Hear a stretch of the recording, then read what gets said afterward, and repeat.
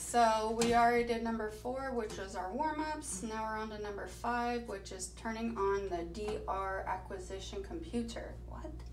We're gonna turn on our laptop or our desktop here. The button down here is right here. It's kind of hidden, so just turn that on like you do any other computer, and it'll go through its warm-ups. This is touchscreen as well, just like the old one. And if you, when we need to, the username is admin, and then the password is that to get into the computer, which we'll show you. And all this is showing you that this is a medical device machine, and it should only be used for that. So, okay. This is our new system, the 2020 imaging.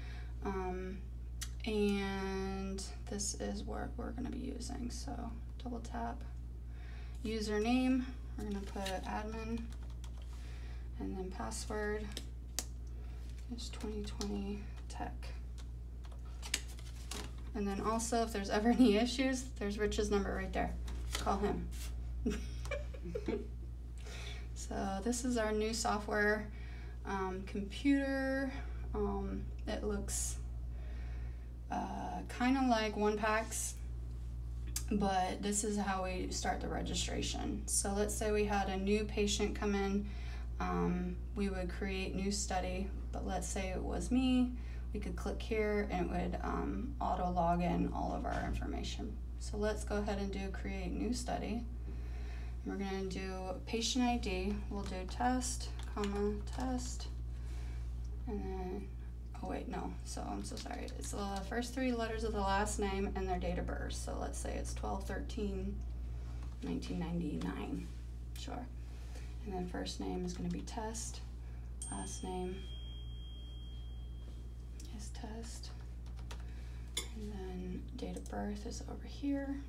And you don't have to worry about the dot anymore because that's a Fuji thing that they do, which was our old system. This is a new one. And then do we click male or female? You can. If you're doing like pelvic or anything like that, for sure, they need to know. And then acquire. All of this other stuff is we don't need to do it for our clinic purposes.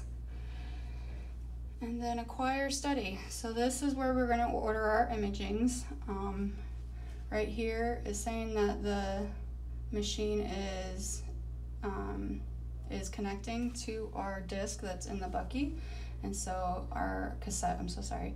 And so now it's ready and it's got internet, so we're good to go in there. Then if there's ever a question as far as how to position a patient, anything like that, there's this button up here, positioning guide.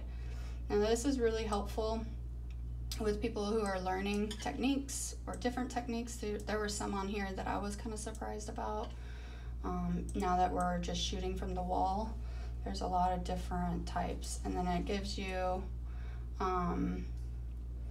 you know, your inches, your KVPs, your MAs, everything, and then what you're supposed to include in the imaging itself.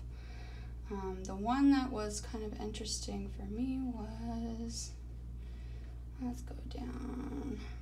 So you can shoot all ribs, everything, standing, basically. And then the abdomen, you could still shoot this standing, but, and then let's go down, wheelchairs. So this is kind of how our seating would be for the procedure chair.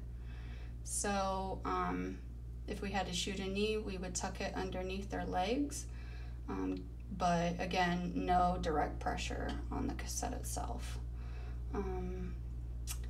We would never shoot that one. Again, this is like the procedure chair that we could shoot a tib fib. So this is a really good reference for anybody. So this is what we would use. It's kind of like this, but it's going to be smaller for our weight bearing shots. But we don't really ever do weight bearing ankles. We usually just have them sit on the like this for the ankles. So The only time that you really would see this type of thing with the weight bearing is for podiatry. So we got our stuff. Let's say we're gonna do what we always do, typically is a chest. And then let's say chest, let's say we're gonna do sternum or ribs. So you could check those. And then PA and, let's see. Okay. So this one, let's say PA, we're gonna acquire the test. And then now it's ready for exposure. So we've got our patient positioned up there, and let's say we're gonna go ahead and shoot the x-ray. Go ahead and stop.